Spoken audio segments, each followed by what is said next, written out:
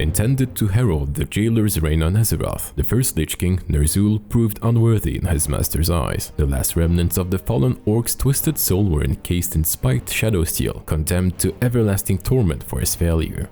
All who cross his path will share in his suffering, because, well, his voiceover is really dramatic. Hello there, I'm Fintusius and welcome to my normal and heroic Remnant of Ner'zhul guide. If you're interested in other languages, don't forget to enable the subtitle feature and pick the one you're after in the YouTube video.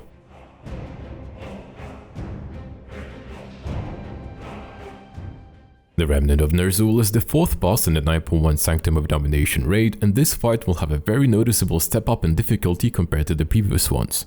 In this encounter, you'll face off against the tormented remains of this once mighty orc shaman, protected by layers of cursed Lich King styled armor, and destroying which will make the fight progressively more difficult.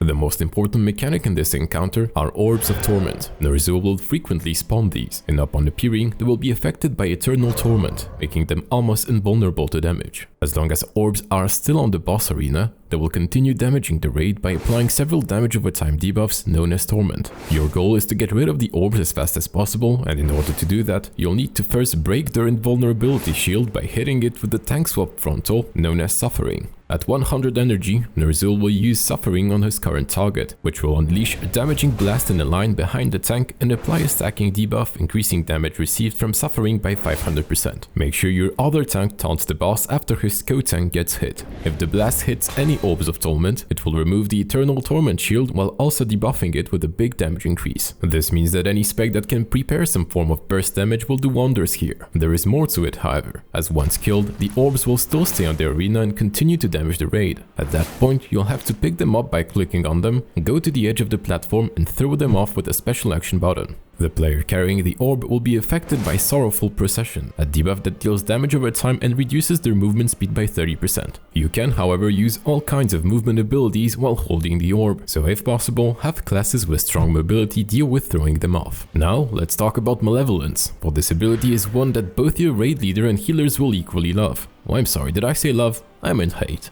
The Remnant of Ner'zhul will apply this Dispellable Magic debuff to random players, and once removed, it will cause minor shadow damage to the whole raid and knock everybody back from the dispelled player's location. You will have to coordinate your dispels and positioning of the players in a way that nobody gets knocked off the platform. You can also use them as a quick movement method for players carrying the Orbs of Torment. Just make sure you don't throw the player off the arena together with the orb. On top of those, healers will have to deal with Aura of Spite, which is going to be an ever-present ability during this encounter that will constantly deal shadow damage to all players in the raid. Lastly, Ner'zhul will also occasionally cast Grasp of Malice, which will create 3 anima beams that will do damage and knock any players caught in their wake.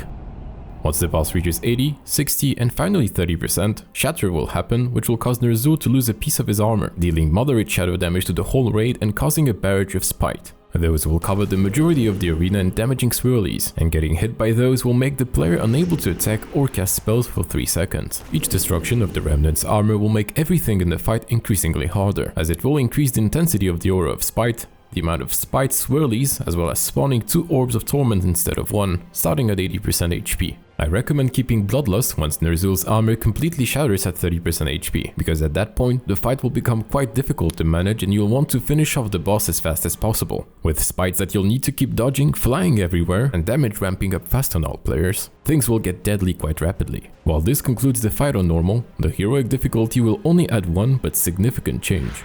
Upon dispelling the Malevolence debuff, Lingering Malevolence will spawn on the ground, which will be a shadowy puddle of anima that do significant shadow damage to players caught in them, and will remain for the entirety of the encounter. This means that your dispel coordination and group positioning will need to get optimized. What you can do is have the entire group stacked together at all times, while having the debuffed players always run behind the group. That way, you can more or less quickly and safely dispel debuffs without losing time for raiders to reposition, as the group should be getting knocked towards the center of the boss arena, assuming the player getting dispelled is facing towards the edge of the arena, as dispelling a player will always knock him behind of where he's facing. Then, continue in an easy to understand order, such as having players place those pools clockwise. Just remember to avoid dispelling while people will be throwing off orbs, as you'll most likely knock those players to their death. By quickly managing those debuffs, you'll be able to safely deal with them first, then proceed to throwing orbs off the platform. As a tip, you can also cheese this mechanic if you have Death Knights in your raid, as having them use Death's Advance while running with the orb will prevent them from being knocked by a dispel. And if you want to gain even more space with your debuff management, you can have the debuffed player jump off the platform, then dispel him mid-air, which will knock him back safely. This method will lead to spawning barely any lingering malevolence on the ground, but requires focus, commitment, and sheer f***ing will from your team, which frankly is probably unnecessary and heroic. If you want to check out additional tips and raid notes, you can find out more in my Discord, as I'll have a pinned section for boss talks. And this was my Remnant of Ner'zhul boss guide. If you enjoyed it, feel free to hit the like button, as it can potentially help me out a lot. And if you decide to subscribe, I'll see you hopefully in the next one. Goodbye.